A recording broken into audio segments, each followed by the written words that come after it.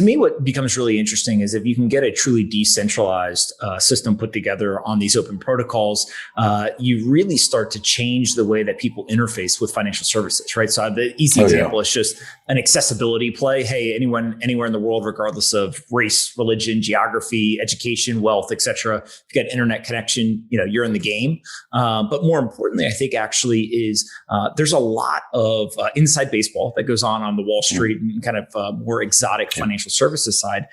When that stuff starts to get kind of democratized, there's good and bad that comes from that. But I think that's the world that people aren't quite there yet. Like that's a kind of a second order effect. And so what happens when all of a sudden there's now decentralized, electronic trading? And you're somehow able to plug into that? Or what about some of these exotic lending, mechanisms that are used right now by centralized kind of intelligent people, right? Yep. What are you most worried about as we move to a decentralized world? Are there risks that you identify that you're like, hey, look, we got to be careful here? Yeah. Look, the elephant in the room in this interplay between, a totally decentralized investing and trading world versus Wall Street is really, how much does the world need to protect investors from themselves? Now, I'm not sure what the exact answer to that question is. What I do know is we're definitely too far in one direction right now. And I think that, the new generation, the post-millennial, the Gen X generation, Gen Z, whatever they are, post-millennial generation, really don't, think like that, want to think like that, want to be helped from themselves. So if you think about how, in the post-world financial crisis, regulation stiffened, and Dodd-Frank and Sarbanes-Oxley, where all of a sudden, as sort of a director of a company, you can go to jail for, financial misconduct. And, that sounds normal now, but it was kind of shocking at the time. But these rules have become really, really stiff. And, JP Morgan, the doyen and the leader of, the Wall Street financial world, last time I checked, was pushing on $20 billion in fines. Now, I'm not saying JP Morgan's a bad company. I used to work there. It's a great company. What I'm saying is that there's kind of this unholy alliance between the regulators within the regulatory perimeter and the huge banks within the regulatory perimeter. And the banks are like, oh, please don't fine me $1 billion, Mr. Regulator. But they fine them anyway, and they pay it because they can pay it. And it just puts up this moat around that business where very few companies can afford to tread, because you can't make that kind of mistake as a small company or a medium-sized company. And so regulation becomes almost a defense to a business like JP Morgan. And I think that's kind of putting the boot on the wrong foot.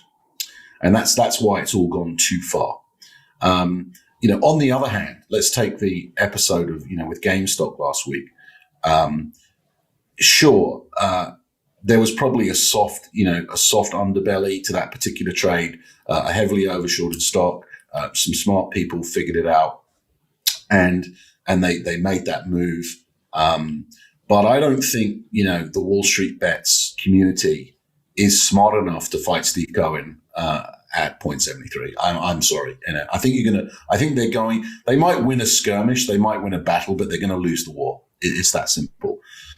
So that kind of, that's the other extreme. That's ultimate, democracy, where people are just going, absolutely nuts on the internet.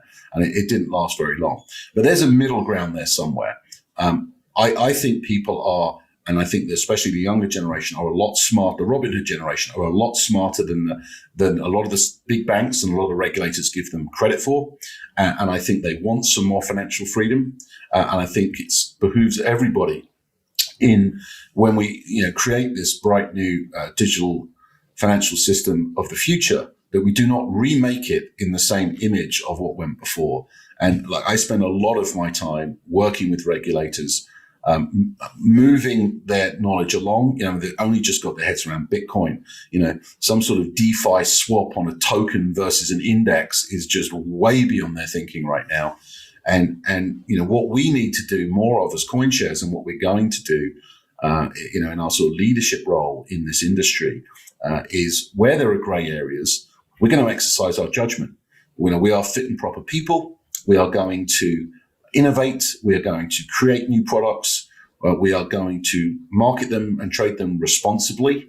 And we are going to help the regulators understand what we're doing, because it won't fit into buckets that they currently understand. And they'll never catch up with that, by the way, and the pace that things are going right now. And we're going to act responsibly. And if we trip, and if someone, says, oh, this falls into that regulatory bucket and because we're interpreting it this way and you're interpreting that way, we'll take it to court and we'll make some precedent. We'll make some precedent law, and we'll try and like blaze this trail where we actually form new rules and rules that respect the independence and the authority of the individual a little bit more, while still respecting, the risk management for those people that would not otherwise be comfortable.